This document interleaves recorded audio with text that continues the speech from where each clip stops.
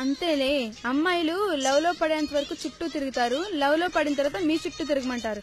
మీ మగాళ్ళంతా ఇంతే, మా బాధలు మాత్రం మీరు ఎప్పటికీ అర్థం చేసుకోరు. చూడు జాను, బాధ టిష్యూ పేపర్ లాంటిది. టిష్యూ పేపర్ తోచుకొని పడేయాలి గాని బాగుందని దాచుకోకూడదు. బాధ కూడా అంతే. ఇంకా ఆపుతావా? ఆపా. పదా.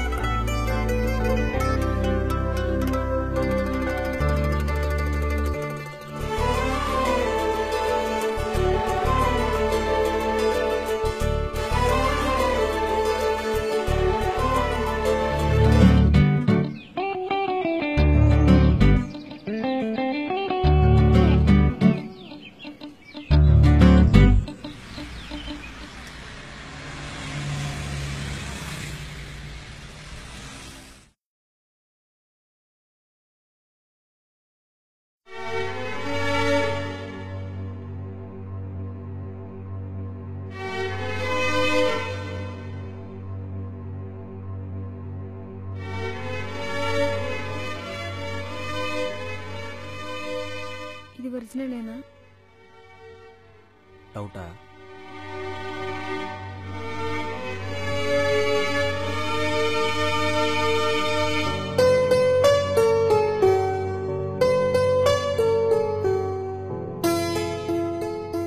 ప్రేమిస్తే ఈ పెద్దోళ్ళు ఎందుకు ఒప్పుకోరు? ప్రేమంటే ఎందుకంత కోపం వీళ్ళకి? అసలు వీళ్ళకి ప్రేమించడం తెలుసా? నిజంగా ప్రేమంటే ఏంటో తెలుసా? ప్రేమించామో పెళ్లి చేసుకుంటామంటే వినరే. ఎంతగానో బ్రతిమలాడాం, కన్నీళ్లు పెట్టుకున్నాం, కనుకరించలేదు. కాళ్ళు పట్టుకున్నాం, కన్నీర్ర చేశారు. చీకొట్టారు, పర్వాలేదనుకున్నాం. చీదరించుకున్నారు, బాధను దిగనుకున్నాం. రోజులు గడుస్తున్నా వాళ్ళ మనసులు మాత్రం మారలేదు. చిన్నప్పటి నుంచి అమ్మా నాన్న అడిగిందలా ఇచ్చారు. ఇప్పుడు ఎందుకు బడి ప్రేమను అడుగుతుంటే కాదంటున్నారు? అర్థం కావడం లేదు. ప్రేమ యవ్వనానికైనా పరిమితం. మలి వయసు వచ్చాక ప్రేమ చచ్చిపోతుందా? అందుకేనేమో ప్రేమకి ఇన్ని అడ్డంకులు. అసలు వీళ్ళు ప్రేమగానే జీవిస్తున్నారా? ప్రేమే ఉంటే వాళ్ళు మన ప్రేమ ఎందుకు కాదంటారు? ఏదో భ్రమలో బ్రతికేస్తున్నారు. విడిపోయి అలాంటి భ్రమలో బ్రతకడం మాకు ఇష్టం లేదు. ప్రేమ పరీక్షలు పెడుతుందంటారు. ఆ పరీక్షలు తల్లిదండ్రుల ప్రాణాలైతే మా ప్రేమ కోసం వాళ్ళని బలవ్వడం మాకిష్టం లేదు. అందుకే కలిసి చావాలనుకుంటున్నాం. కలిసి బ్రతకడంలో ఉన్న ఆనందం కలిసి చావటంలో పంచుకుంటాం. మనం తినే ప్రతి గింజ మీద మన పేరుందంటారు. బహుశా మనం తినేది చివరిసారేమో. చావులో కూడా తోడుగా అంతకంటే ఏం కావాలి?